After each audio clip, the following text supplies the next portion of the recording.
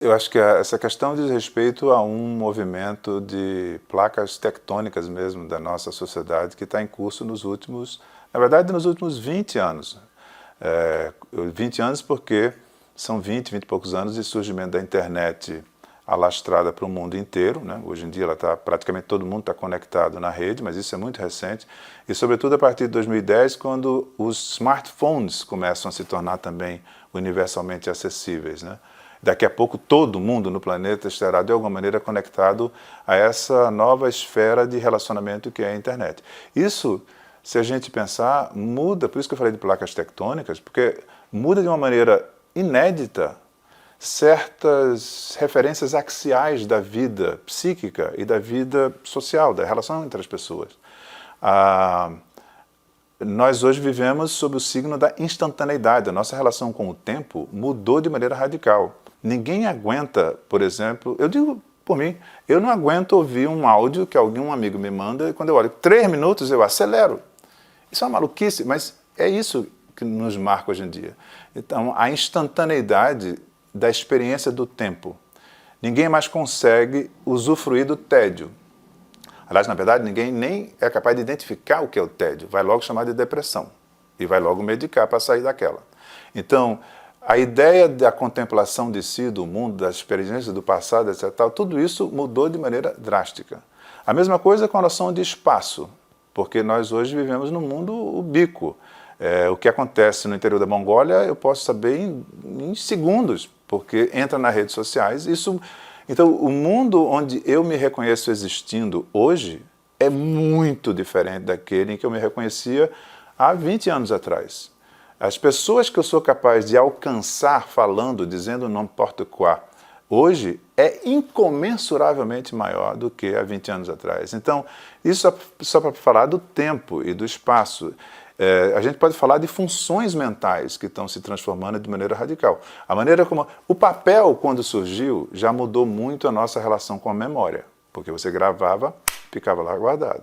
Imagina o impacto da Wikipedia, por exemplo. O fato de que não há, provavelmente, nenhuma pergunta hoje em dia que alguém me faça e que eu diga eu sou incapaz de responder. Eu posso até dar uma resposta errada, porque posso procurar errado, mas se eu procurar certo, eu vou encontrar alguém que sabe e responde. A relação com a informação sobre o mundo, sobre tudo que existe, qual é a galáxia mais distante, quantos anos tem o universo, tudo isso muda de maneira muito profunda a nossa relação com a memória, porque a memória, a nossa memória, que antes era vivida como uma espécie de função interna, ela, de novo, a imprensa, o papel, tudo isso foi mudando. Mas hoje em dia, ela está completamente terceirizada. Eu confio na minha memória porque eu já não acho que a minha memória está dentro da minha cabeça. Ela está no meu smartphone, ela tá mais perto dos meus dedos do que dos de algum canto do meu cérebro. Então, a gente podia multiplicar esses exemplos de como essas tecnologias digitais, elas vão mudando de maneira profunda o mundo onde que a gente vive, ou seja, o mundo em que a gente emerge como pessoa, como sujeito, como eu. A noção de eu, mais do que a noção, a experiência de eu hoje é muito marcada por essas coisas. Imagina o que é a experiência de eu, sei lá, do meu neto, que já nasceu e, sei lá, com um ano e meio, talvez já estava fazendo assim, já sabia fazer assim, já sabia interromper uma ligação para poder não atrapalhar o vídeo que ele está vendo. A relação com a tela é uma coisa tosca, porque daqui a 20 anos, quando ele for adulto, ele vai estar o tempo todo conectado na internet. Ele não vai precisar entrar na internet, ele vai estar na internet, transitando de uma maneira que a gente não tem ideia ainda hoje como é que vai ser, entre o que é esse mundo digital e o mundo físico. O mundo físico tem essas barreiras de tempo, de espaço. O mundo digital, não. São outras barreiras, são outras. Então, isso cria uma experiência de eu diferente e uma experiência do outro também diferente. Né? Sei lá, eu não sei se ainda existe aquele, no Hyde Park, em Londres, aquele lugarzinho onde tinha um banquinho, onde qualquer pessoa poderia chegar lá e falar para quem quisesse ouvir o que quer que fosse. Mas ele é obsoleto, se tiver tem um museuzinho ali. Porque hoje em dia, qualquer pessoa de qualquer lugar pode falar o que quiser para qualquer pessoa no mundo, para todo mundo no mundo. Então, se você imagina que o eu, na verdade, é um aglomerado de identificações que você vai criando ao longo do tempo, das redes de relação que você tem e que lhe sustentam, porque é o olhar dos outros que me fazem me reconhecer como eu sou. Eu preciso desse espelho dos outros para poder ter certeza de que eu sou o que eu sou. Isso, há algum tempo atrás, era mediado por esses limites do espaço muito fisicamente constituído. Hoje em dia, não. Então, a experiência de eu mudou, a experiência do outro mudou. Porque qual é o outro a quem eu me dirijo quando eu jogo uma coisa no Twitter? Em princípio, é todo mundo no planeta. Se eu escrevo em inglês, é quase todo mundo no planeta. Se eu escrevo em português, tudo bem. É um mundo menor. Mas imagina, são milhões de pessoas a quem eu me endereço. E o que vem é tão disparatado, é de uma maneira completamente diferente do que era 30 anos atrás. Não tem muito tempo isso. Então imagina que isso mexe na configuração mesmo do que é a experiência do eu, a experiência do outro, a experiência de proximidade, de intimidade, né? É muito mais fácil hoje você ter relações íntimas à distância.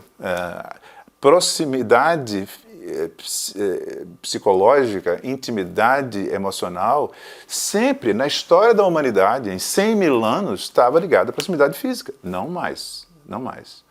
Então é claro que isso muda a lógica das relações. E se a gente junta isso com o que estávamos conversando antes, ou seja, de como esse mundo, enfim, que caricaturando um pouco, a gente poderia dizer, esse mundo neoliberal de individualização excessiva, né, de ressecamento da densidade subjetiva, como conflituada, como enigmática, do outro como enigmático. Isso que é a cultura que a gente, de onde veio quase tudo que a gente reconhece hoje, são os instrumentos que a gente ainda tem para poder analisar o mundo de hoje, mas que precisam ser renovados por causa disso. Todas as abordagens fenomenológicas, psicológicas, psicodinâmicas, filosóficas, boa parte delas, elas endereçavam seu olhar para um tipo de experiência humana que está em profunda transformação. Mas é evidente que a gente pode reconhecer facilmente como, hoje em dia, as redes sociais, a esfera digital, ela ampliou de maneira absurda as nossas relações. Ela, ao mesmo tempo, quanto mais extensa é essa rede, mais superficial ela é, porque ela é sempre pontual. Você não pode conversar com 2 milhões de pessoas, é impossível isso. Você não tem uma relação de amizade com 200 pessoas, né?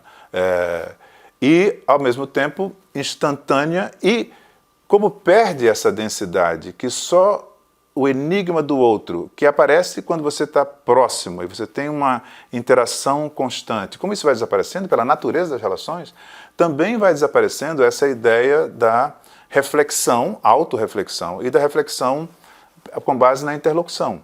As bolhas nas redes sociais são a expressão disso. É muito mais fácil a gente evitar conflito, porque o conflito, a gente sabe como começa e não sabe como é que termina. Então, a gente, hoje em dia, quais são as saídas mais fáceis? A de a gente evitar o conflito e encontrar algum tipo de conforto psicológico, de reconhecimento mútuo com os nossos iguais, e qualquer coisa que seja diferente disso, a gente tende a desmerecer, a ignorar ou, pior, a querer destruir. Então, essa lógica do ódio, essa coisa toda que a gente vê hoje em dia, o tempo todo sendo discutida nas redes sociais, ela tem raízes que são muito para além da psicologia individual dos indivíduos, né, individual dos indivíduos. É muito além da psicologia de cada pessoa. Ela tem a ver com o fato de que a vida subjetiva, ela emerge desse campo complexo, onde de início tem a biologia do organismo e logo depois tem o mundo real, concreto, em que aquele organismo emerge. E as relações das pessoas desse mundo complexo com aquela pessoinha que está nascendo. Hoje a gente está vendo tudo isso mudar de maneira muito violenta. Então, a subjetividade que a gente hoje vê em grande medida, marcada por colunas de sustentação diferentes da gerações que nasceram nos anos 50, 60, 70. É isso que torna, plausível, e a gente está no processo de ainda entender esses fenômenos que para muita gente, sobretudo as gerações dos mais velhos, é surpreendente nos últimos 10 anos o surgimento dessas correntes políticas que fazem política com base em fake news, em mentira, em apelo direto a emoções,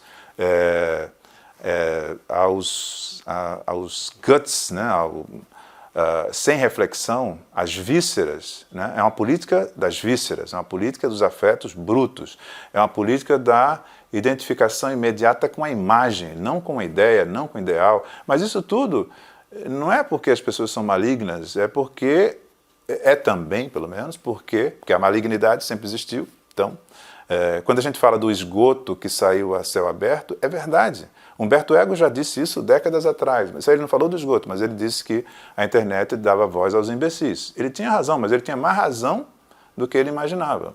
Porque a internet horizontalizou as nossas relações humanas de uma maneira inédita, pelo simples fato de que tem uma tecnologia a qual todo mundo tem acesso e que torna possível que qualquer pessoa possa dizer qualquer coisa sobre qualquer pessoa e sobre qualquer assunto para todo mundo.